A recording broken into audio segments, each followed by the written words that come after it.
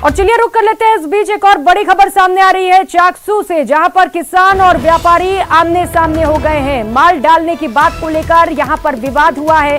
व्यापारी ने किसान पर मारपीट का आरोप लगाया है। किसानों ने मंडी के गेट पर ताला लगा दिया है और सड़क जाम कर विरोध प्रदर्शन किया जा रहा है। मौके पर पुलिस भी पहुंची हुई है और लगातार प्रदर्शनकारियों से समझाइश की जा रही है। चाकसू कस्बा स्थित कृषि मंडी का ये पूरा मामला है। तस्वीरें आपको दिखा रहे हैं जहां पर किसान नाराज हो गए हैं और प्रदर्शन किया जा रहा है। किसान और व्यापारियों के बीच यहां पर झड़प हुई किसी बात को लेकर। बताया जा रहा है कि माल डालने को लेकर यह पूरा विवाद हुआ है। व्यापारी ने किसान पर मारपीट का भी आरोप लगाया है, तो किसानों ने मंडी के गेट पर ताला लगा दिया है। ताला लगाकर यहां पर किसानों की ओर से सड़क जाम कर दिया गया है और विरोध प्रदर्शन किया जा रहा है। सड़क जाम होने के चलते बड़ी संख्या में जो लोग हैं ट्रैवल करने निकले हैं, उन्हें भी परेशानियां हो रही हैं और पुलिस यहां पर मौके पर पहुंच चुकी है और समझाइश की जा रही है। सहयोगी हीरालाल हमारे साथ जुड़ चुके हैं। हीरालाल, क्या है पूरा मामला और क्या कुछ अपडेट है इस पर? जी प्रियंका, मैं आपको बता दूं कि चाकसू कस्बे का ये पूरा मामला है, जहां मामूली कासूनी को लेकर किसान और व्यापारी है जो आमने सामने हो गए थे। बताया जा रहा है कि किसान अपनी फसल बेचने के लिए यहाँ कृषि मंडी आया था और मंडी में माल रखने की बात को लेकर उसका व्यापारी से विवाद हो गया और व्यापारी ने किसान पर मारपीट का आरोप लगाते हुए जो पुलिस को बुला ली। इससे जो किसान नाराज हो गए और बड़ी संख्या में किसान मंडी गेट पर एकत्रित होकर उन्होंने ताला जड़ दिया और इसके बाद सड़क जाम करके विरोध प्रदर्शन शुरू कर दिया। किसानों का आरोप था कि जो व्यापारी है वो उनके साथ है जो आए दिन इस प्रकार की अभद्रता करते रहते हैं। इसको लेकर है उनमें काफी आक्रोश था। बाद में है जो मंडी प्रशासन और पुलिस ने मौके पे पहुंचकर दोनों पक्षों में समझाइश कर दी और मामला शांत करवाया है। हीरालाल, मामला शांत हो गया है, अब सड़क जाम जो किया गया था उसे खोल दिया गया है? जी बिल्कुल, जो विरोध प्रदर्शन के बाद जो किसानों का आक्रोश था उन्होंने सड़क पर जाम करके अपना रोष जाहिर किया था। उसके बाद जो सड़क जाम हो गई थी, वाहनों की कतारें भी लग गई थी।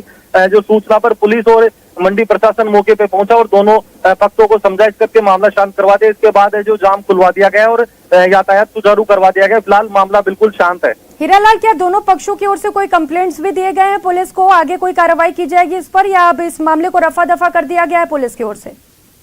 जी बिल्कुल, इस प्रकार से लिखित में अभी तक दोनों पक्षों की तरफ से कोई लिखित में शिकायत नहीं की गई, लेकिन मौखिक रूप से आए दिन है जो इस प्रकार की बातों को लेकर है एक दूसरे को अवगत कराया गया। मंडी प्रशासन को भी किसानों ने कई बार अवगत करवाया था कि व्यापारी है जो उन इस प्रकार से कोई सहयोग नहीं करते हैं, आए दिन अभद्रता करते हैं, लेकिन मंडी प्रशासन की ओर से भी किसानों के लिए कोई कार्रवाई नहीं की गई। इसको लेकर जो किसानों का आक्रोश था वो आज फूट पड़ा और उन्होंने मंडी गेट पे ताला जड़कर और विरोध प्रदर्शन किया। लेकिन जो सबसे बड़ी बात है कि पुलिस मौके पे पहुंची और मंडी प्रशासन ने भी इस बात को स्वीकार किया और दोनों पक्षों में समझाइश की। इसके बाद पूरा मामला शांत किया। दोनों पक्षों ने अपनी सहमति दी कि आगे से इस प्रकार की कोई बात नहीं होगी जिसको लेकर इस प्रकार का गतिरोध उत्पन्न हो।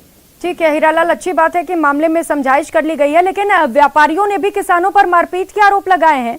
क्या वहां पर मारपीट भी हुई थी इस दौरान? देखिए, अभी ये कहना अतिशयोक्ति होगी क्योंकि अभी इस प्रकार के कोई प्रमाण अपने सामने नहीं है। किसी ने इस प्रकार से लिखित में शिकायत नहीं की कि व्यापारी पर जो किसान ने मारपीट की है, लेकिन व्यापारियों का आरोप है कि किसान आए दिन उनके साथ अभद्रता करते हैं, मारपीट की घटनाएं करते हैं, लेकिन दोनों पक्ष जो एक दूसरे पे आरोप प्रत्यारोप लगाते रहते हैं। आरोप प्रत्यारोप किए जा रहे हैं, लेकिन फिलहाल अपडेट बता दें दर्शकों को कि मामले में समझाइश कर ली गई है और प्रदर्शन को खत्म कर दिया गया है। बहुत शुक्रिया आपका इन तमाम जानकारियों के लिए।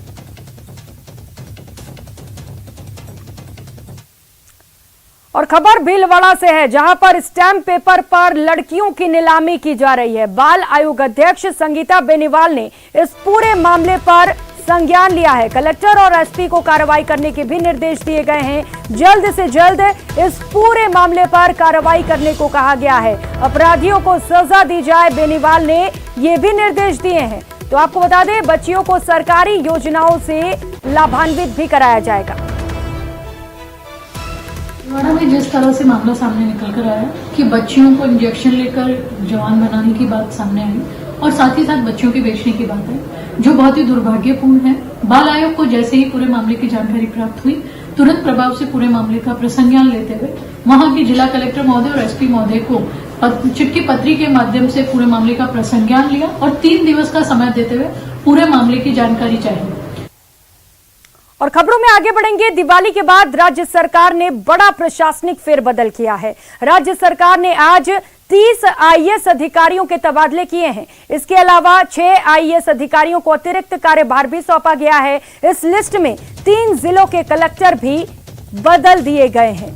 तो ये सूची आपको दिखा रहे हैं, ये लिस्ट ग्राफिक्स के माध्यम से आपको बता रहे हैं। बड़ा प्रशासनिक फेरबदल किया गया है। राज्य सरकार ने आज 30 आईएएस अधिकारियों के तबादले किए हैं। किन किन अधिकारियों के तबादले हुए हैं, लिस्ट के माध्यम से, ग्राफिक्स के माध्यम से ये सूची इस वक्त आपको टीवी स्क्रीन पर दिखा रहे हैं। इसके अलावा आपको बता दें कि 6 आईएएस अधिकारी ऐसे भी हैं जिन्हें सरकार की ओर से अतिरिक्त कार्यभार सौंपे गए हैं। इस लिस्ट में 3 जिलों के कलेक्टर भी बदल दिए गए हैं, इनके भी तबादले किए गए हैं। तो दिवाली के बाद सरकार की ओर से बड़ा प्रशासनिक फेरबदल किया गया है। सरकार की ओर से बड़ा फैसला लिया गया है। और अगली खबर का रुख करेंगे। राजस्थान के अगले डीजीपी के नाम पर गहलोत सरकार ने मुहर लगा दी है। सरकार पर संकट के दौरान डीजी इंटेलिजेंस रहे उमेश मिश्रा प्रदेश के 35वें डीजीपी होंगे। इस सिलसिले में राज्य सरकार ने गुरुवार रात 11:30 बजे आदेश भी जारी कर दिए हैं। मौजूदा डीजीपी एमएल लाठर 3 नवंबर को रिटायर हो रहे हैं और इसके बाद उमेश मिश्रा अपना कार्यभार संभालेंगे। 1989 बैच के आईपीएस अधिकारी उमेश मिश्रा को विशिष्ट सेवाओं के लिए राष्ट्रपति पुलिस पदक भी मिल चुका है। मिश्रा ने राजस्थान पुलिस में सबसे पहले 1992 से 1994 में एएसपी रामगंज के पद पर कार्य किया था और इसके बाद वे चूरू, भरतपुर, पाली, कोटा और सिटी में जिला पुलिस अधीक्षक यानी कि एसपी के पद पर काम कर चुके हैं। 1999 से 2005 तक दिल्ली में केंद्रीय खुफिया एजेंसी यानी कि आईबी में असिस्टेंट डायरेक्टर का चार्ज भी संभाल चुके हैं।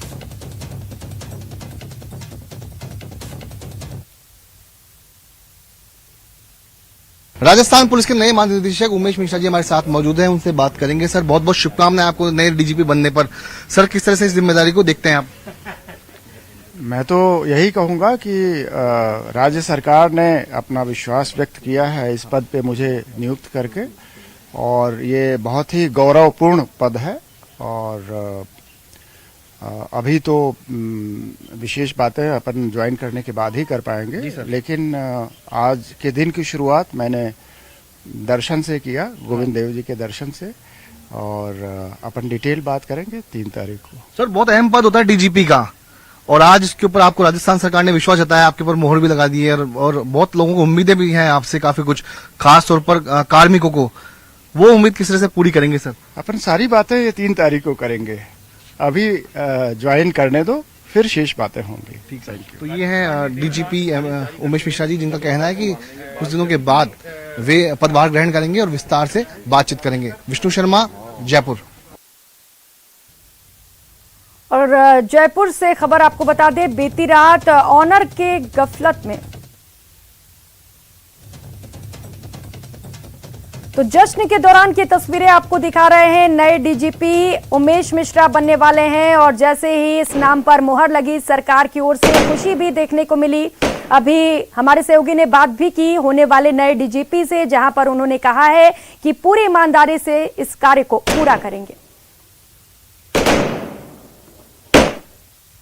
डीजीपी की मोहर लग गई है और राज्य सरकार ने इस संबंध में कल देर रात को आदेश जारी किया, जिसमें उमेश मिश्रा को राजस्थान के नए डीजीपी, नए मुखिया का बनाया गया। और इसी खुशी में उनके बंगले के बाहर कर्मचारी जो हैं वो आतिशबाजी कर रहे हैं, काफी खुशियां जता रहे हैं। यहाँ पर मिठाई एक दूसरे को बांटी जा रही है। आप देख सकते हैं कर्मचारी जो हैं उमेश मिश्रा जी के बंगले के बाहर आतिशबाजी कर रहे हैं। और अल सुबह, आज की सुबह के दिन की जो शुरुआत है, डीजीपी साहब ने अपनी पत्नी के साथ, धर्म पत्नी के साथ गोविंद देव जी के मंदिर में दर्शन करके बिताया। हम बातचीत भी करेंगे। काफी खुश नजर आ अनिल जी आप? जी हाँ, बहुत अच्छी खुशखबरी हो रही है। दीपावली की बहुत अच्छी सौगात मिली है और हम उम्मीद करते हैं कि सबको अच्छा, काफी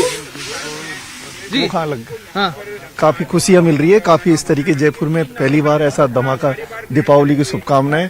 हम ये चाहते हैं कि ऐसे आप कितने साल से उमेश मिश्रा जी के यहाँ पर? मैं तो एक्चुअली क्या हूँ साहब के पास जी, तो इसलिए आसपास के कॉलोनी में काफी। देखिए, आसपास के जो बंगलों पे जो कर्मचारी हैं वो भी यहाँ पर खुशियां मनाने के लिए आए हुए हैं, जो कि अपने साथी कर्मचारियों के साथ उमेश मिश्रा जी के यहाँ पर डीजीपी बनने की खुशी जता रहे हैं। एक और कर्मचारी से बातचीत करेंगे। कितने खुश हो आज? हम बहुत खुश हैं आज। देखिए आतिशबाजी जो है लगातार यहाँ पर जारी है। उसकी वजह है कि एक बेहद संजीदा और बेहद काबिल ऑफिसर को डीजीपी बनाया गया। राज्य सरकार ने मोहर लगाई है। और एक बार फिर से कर्मचारी से बात करेंगे, कितनी खुशी मिल रही है आज? बहुत खुशी है सर। कब से हो आप यहाँ पर? सर मैं 5 साल से हूँ। देखिए 5 साल से लोग यहाँ पर हैं और अब 3 नवंबर को उमेश मिश्रा के रिटायरमेंट के बाद डीजीपी उमेश मिश्रा पदभार ग्रहण करेंगे। फिलहाल कैमरा पर्सन अविनाश के साथ विष्णु शर्मा, न्यूज 18 राजस्थान, जयपुर। और रुक कर लेते हैं अगली खबर का। जयपुर में बीती रात ऑनर के गफलत में 3 बदमाशों ने ड्राइवर का ही किडनैप कर लिया। सेंट्रल पार्क से किडनैप किए गए ड्राइवर के पैर में गोली मारने के बाद 25 किलोमीटर दूर बगरू टोल के पास लहूलुहान हालत में से फेंक दिया गया। ड्राइवर को गोली मारकर बदमाश कार लूटकर फरार हो गए। जयपुर पुलिस ने सूचना पर नाकाबंदी करा दी है, लेकिन बदमाशों का अब तक कोई सुराग नहीं हाथ से लग सका है। ड्राइवर अभी घायल है और अस्पताल में भर्ती करा दिया गया है। तो प्लानिंग थी ओनर को किडनैप करने की, लेकिन गफलत में यहां पर ड्राइवर को किडनैप कर लिया गया। महसूस नहीं, यहाँ कुछ सिक्योरिटी बैंड से कैमरे लगने चाहिए और पुलिस के जो लारी है वो लगनी चाहिए अलग अलग गेट पे। आप कहाँ से आते हैं यहाँ पर घूमने के?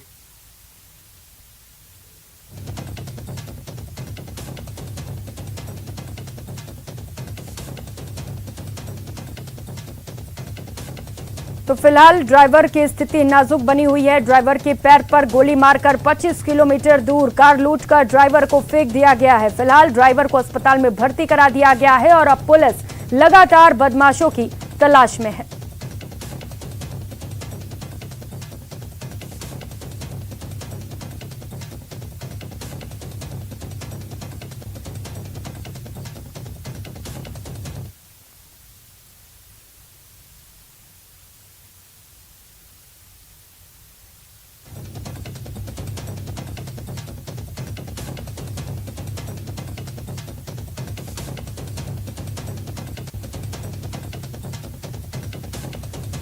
और अब खबर आपको दिखाएंगे न्यूज 18 राजस्थान की पड़ताल की बात करेंगे। सेंट्रल पार्क की सुरक्षा का रियलिटी चेक किया गया है। आपको बता दें पिंक सिटी का सेंट्रल पार्क सबसे बड़ा पार्क है।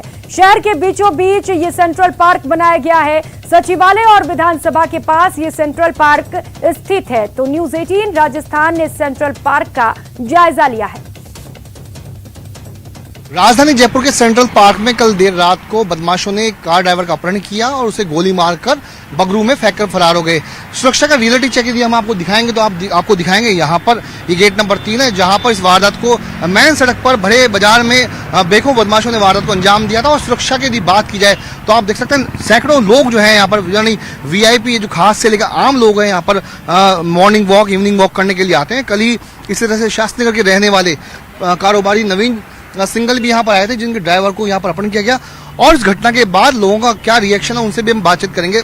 सर आप यहाँ पे कितने साल से आते हैं यहाँ पर? 7-8 साल से। आज ये घटना हुई थी, आपको ध्यान है? हाँ। क्या सोचते हैं उसके बारे में? सेफ्टी नहीं है यहाँ बिल्कुल। 7 साल से आप आ रहे हैं, पत्नी के साथ भी आते हैं, बच्चों के साथ भी आते होंगे। घटना के बाद में कैसा मन में? नहीं, घटना तो हुई पर सेफ्टी होनी चाहिए यहाँ। मेन गेट पे क्या एक्टिविटी हो रही है उसके अकॉर्डिंगली।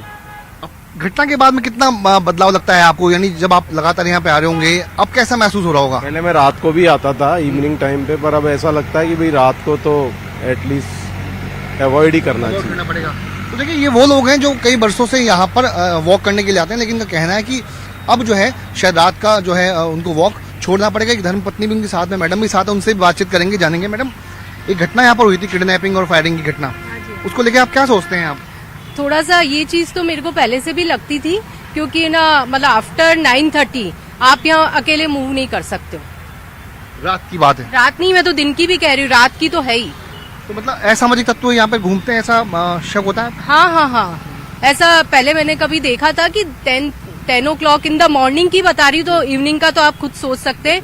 10 बजे की बात है, जो इंटीरियर में वॉकिंग एरिया है वहाँ पे एक मतलब मूक बधिर लड़का था, वो किसी लड़की के पीछे पड़ गया।